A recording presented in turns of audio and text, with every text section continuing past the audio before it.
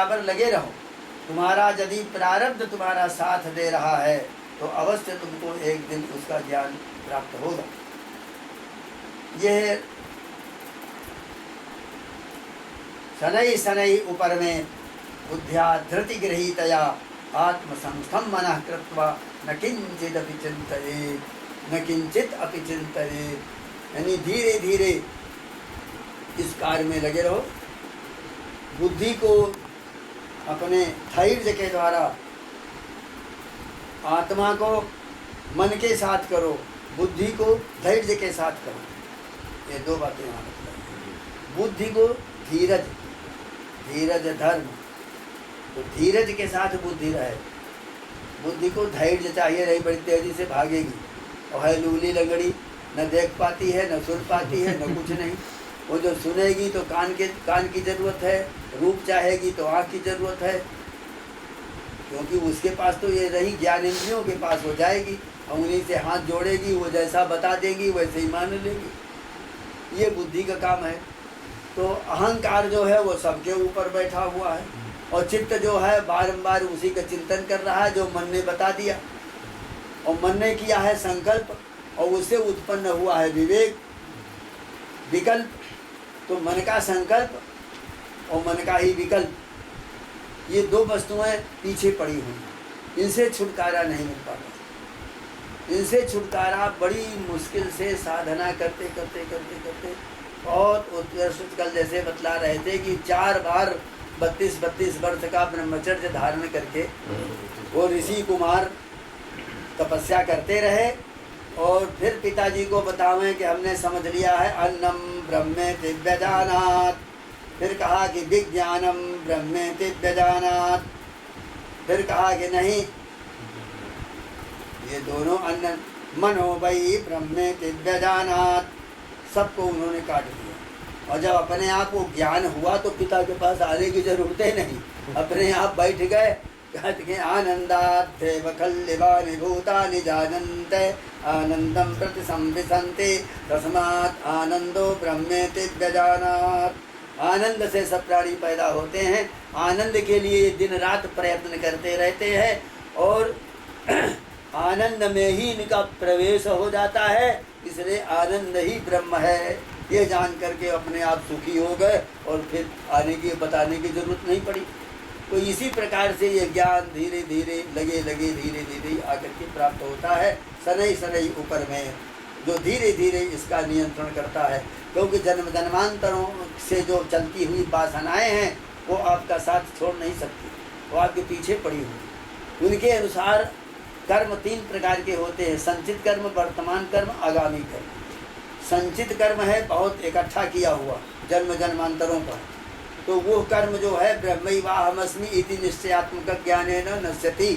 जब निश्चयात्मक ज्ञान हमको हो जाए कि मैं ब्रह्म हूँ तो वो कर्म जलकर भस्म हो जाए।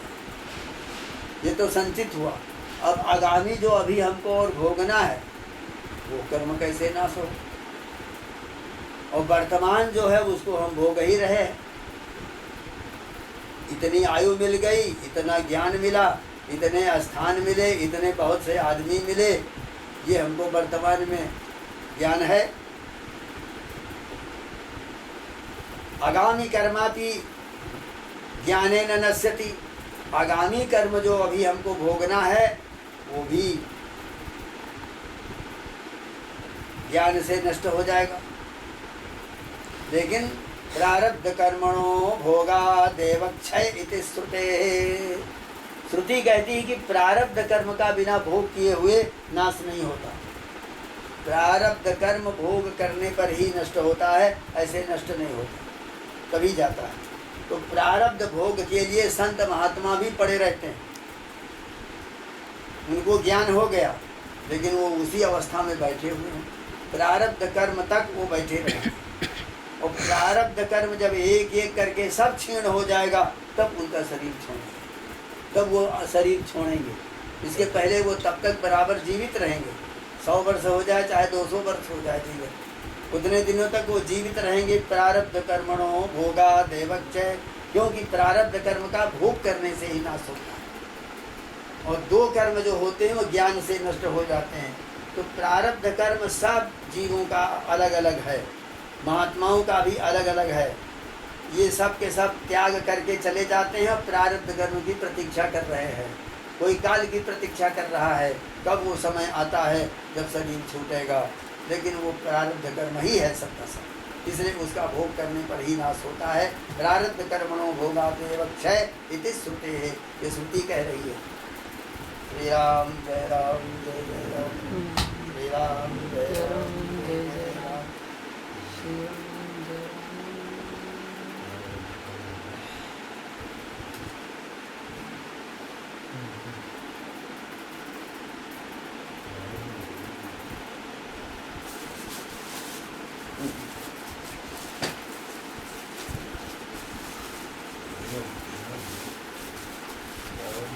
प्रसाद सबको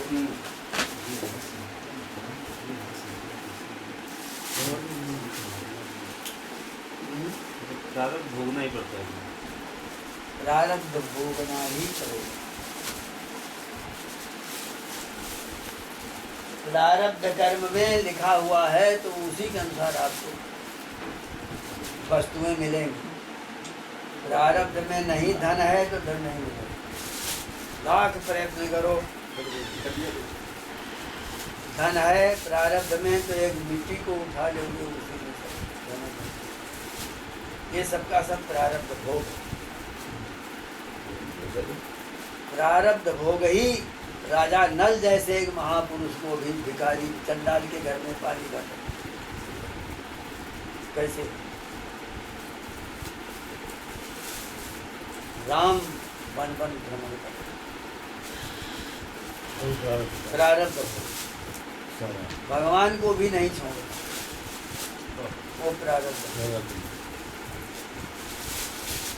देवासुर संग्राम हुआ, देवताओं का असुरों का संग्राम हो रहा था। सब असुर लोग बड़े हावी होकर के देवताओं को मारते जा रहे थे, तो परेशान होकर विष्णु की शरण में गए। तो कहा कि भगवान भृगु महाराज तो बाहर हैं, उनकी पत्नी जो हैं वो सब राक्षसों को अपनी कुटिया में रखे हुए हैं जो मुक्त हैं, और हम लोग उनको मार नहीं पाते हैं। तो सुदर्शन चक्र को छोड़ दिया, तो उनकी पत्नी का सिर काट करके वो सुदर्शन चक्र निकल गया। रघु महाराज आए, देखा हमारी इस स्त्री का सिर काट दिया तुमने, श्राप दे दिया, जाओ तुम भी स्त्री से रहित हो जाओ। वही अंत में सीता जमीन में समा गई। 40 वर्ष की तो उम्र, और 11,000 वर्ष तक राज्य किया राम बिना स्त्री के रहे। उसी समय समाप्त हो गए।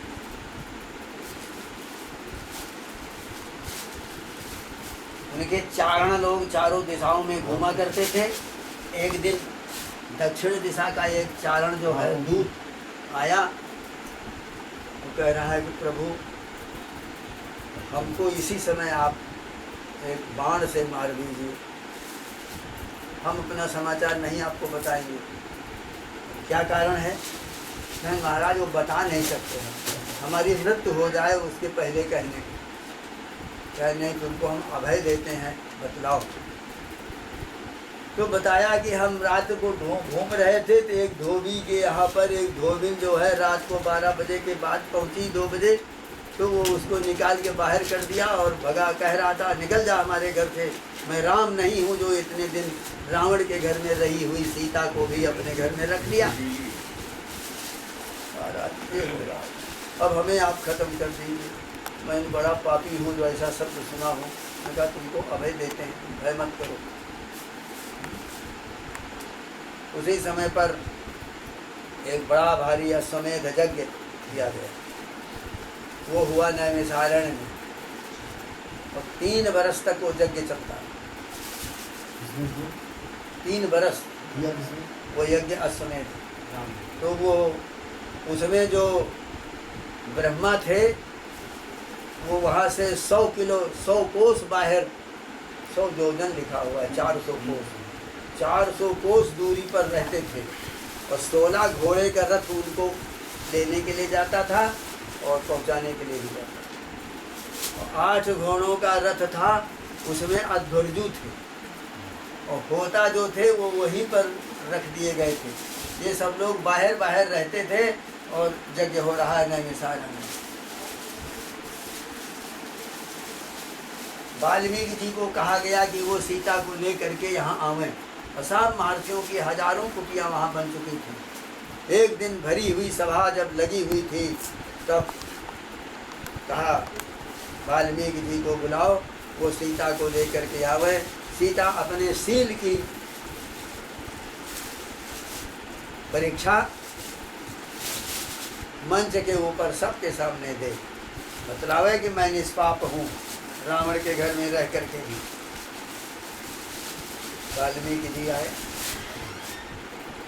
सीता जी को नीचे खड़ा कर दिया, सीढ़ियों से चढ़ करके मंच के ऊपर पहुँचते हैं और दोनों हाथ उठा करके ऊर्ध्व बाहु विरोम्य ततो, मैं अपने दोनों हाथ उठा करके कहता हूँ यदि सीता पापिनी हो, अशुद्ध हो, गलत शील है इसका, तो मेरा जन्म जन्मांतर का किया हुआ अनेकों जन्मों का जितना पुण्य है वो सब का सब भस्म हो जाए। इस जन्म में मैंने जो तपस्या किया है वो भी भस्म हो जाए। रो रहे। राम ने कहा महर्षि ये आपसे प्रश्न नहीं है, सीता स्वयं अपने शील का परिचय आकर के देगी। सीता जी उस समय पर सीढ़ियों पर चढ़ते हुए नीचे का मुख किए हुए धीरे धीरे 5, 6, 7 सीढ़ी चढ़ करके, और जब मंच के ऊपर पहुंचती हैं तो उसी समय उन्होंने यह कहा जन्म जन्मांतरों में भी राम के सिवा यदि दूसरे को मैंने पति नहीं माना है, मेरे पति राम ही हैं एकमात्र। तो हे वसुंधरे, हे माधवी, तुम फट जाओ इसी समय। ये एक अध्याय का अध्याय पूरा है। माधवी स्थानम दात माधवी, दरिद्री फट गई। भूदेवी, कीर्ति देवी मंथन करते हुए उससे सिंहासन निकला और आकर इनको बैठा लिया अपने में, और हमको शरण दीजिए, बस दे करके बराबर हो गई धरती तो चली गई। राम ने कहा कि ये क्या हुआ, हमारी सीता चली। आओ धनुष हमारा, हे पृथ्वी, तेरे हम 1,00,000 टुकड़े अभी किए देते हैं, समुद्र में डुबाई देते हैं तेरे को। कहीं पर भी न कोई मनुष्य रहने पाएगा, न कोई वृक्ष होगा, न कोई जंतु रहेगा, न कोई भी नहीं रहने पाएगा। सारे संसार का मैं इसी समय पर संहार किए देता हूँ। हमारी सीता को दे दो, मैं इसी समय समाप्त करता हूँ। जब बाण और धनुष आने को हुआ तब तक ब्रह्मा जी पहुँच गए और वशिष्ठ जी भी आ गए और कहा कि प्रभु वो अब आपसे स्वर्गलोक में भी वही मिलेगी, और पहले से आपकी प्रतीक्षा कर रही है, वहाँ पहुँच गई। यहाँ अब आपको स्मरण नहीं है, भृगु ने श्राप दिया था, मैं पत्नी बिना जिस प्रकार का हो गया हूँ, इस प्रकार तुम भी हजारों वर्षों तक पृथ्वी के ऊपर शासन करोगे, पत्नी से वियोग नहीं। 11,000 वर्ष, 40 साल, 11,000 केवल 40 वर्ष की ये रामायण है। वाल्मीकि रामायण, तुलसीकृत रामायण, जितनी रामायण है सब 40 वर्ष का इतिहास है, उसके आगे कोई बताते नहीं। कहाँ आनंद रामायण में कथा है, राम के इस प्रकार के देने पर पृथ्वी को लौटाना पड़ा सीता, और सीता को ले करके फिर रहे हैं। उसके आगे फिर और कथा है, बड़ी लंबी चौड़ी बहुत ज़्यादा। आनंद रामायण में एक मिलता है, लेकिन सीता तो चली गई धरती। ये क्या है? कर्म का प्रारब्ध कर्मणो भोगा देवक्षय, इसका भोग करने से यही हर अवतारों में हुआ। प्रारब्ध जन्म जन्मांतरों से आता है, अनेक कल्पों से, कल्पांतरों से चल करके आता है। एक कल्प में वेद मंत्र है, ऋतंच सत्यम चाभिधात् तपसोऽध्यजायत ततो रात्रिजायत ततः समुद्रोर्णवा समुद्रादर्णवा गति संवत सरो अजायतो अहोरात्राणि विदधत् विश्वस्य निकटो वसी सूर्या चंद्र मसौ धाता यथा पूर्वम अकल्पयतो। ब्रह्मा भी ये सब सूर्य चंद्रमा और धरती और समुद्र जैसे पहले के कल्प में थे उसी तरह के इस कल्प में फिर बना देते हैं। इसकी परंपरा पूर्व से चली आ रही है और कब से चली आ रही तो कहते वो अनादि है, इसके आदि का पता नहीं। ऐसा बड़ा विचित्र है। अच्छा प्रसंग चल रहा हाँ? है, बहुत सुंदर प्रसंग चल रहा है। ये जो चरण प्रहार किया था ना, हाँ? चरण प्रहार भी तो किया था। हाँ, उनका भी तो वो संस्कार सबके साथ लगा हुआ है। रावण के साथ संस्कार था। जो चरण प्रहार नहीं किया था विष्णु को भी। नहीं, यहाँ से सुने हो, रावण के साथ भी तो संस्कार ही तो था।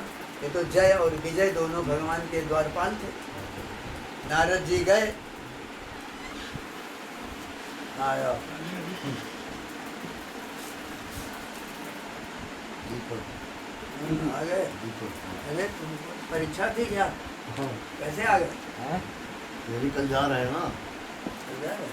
साथ में। अरे हाँ, तो खजुराहो चले जाएंगे नहीं खजुराहो से आए हैं। तो वहाँ ले जाओगे? हाँ, ये भी जा रहे हैं, आगे बढ़ते हैं। जाओ दर्शन कर जाओ भगवान का अभिषेक, बहुत अच्छा है सब जगह।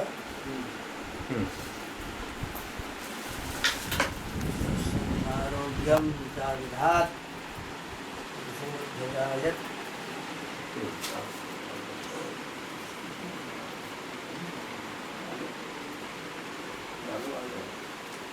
दिवाली जी को तो कर पकड़ लाए तो खा गए। दिवाली जी को ये है। वहाँ खड़े हुए थे, पंडित जी के पंडित के बाहर, हाँ, बाहर। पंडित जी के बाहर, पंडित रेस्टोरेंट नहीं, हाँ, बस हमने कहाँ चल, कहाँ जा रहे हो? हम तो वहाँ जा रहे हैं, हम भी चलते हैं पंडित को। ले जाओ, इनको भी ले जाओ, पानी जी को भी हमने तो पची जाओ, दर्शन कर जाओ भगवान महाकालेश्वर। महाकाल दर्शन। ये बड़े प्रेमी है भगवान माँ कालेश्वर से। ये छुट्टी लेकर के आए हैं वहाँ, छुट्टी लेने के बाद में डबल ड्यूटी करके आए हैं। बहुत बढ़िया, बहुत अच्छा। महाकाल के दर्शन भी करके डबल ड्यूटी करके आया है। अच्छा। हाँ, ताकि एक दिन की छुट्टी मिल जाएगी।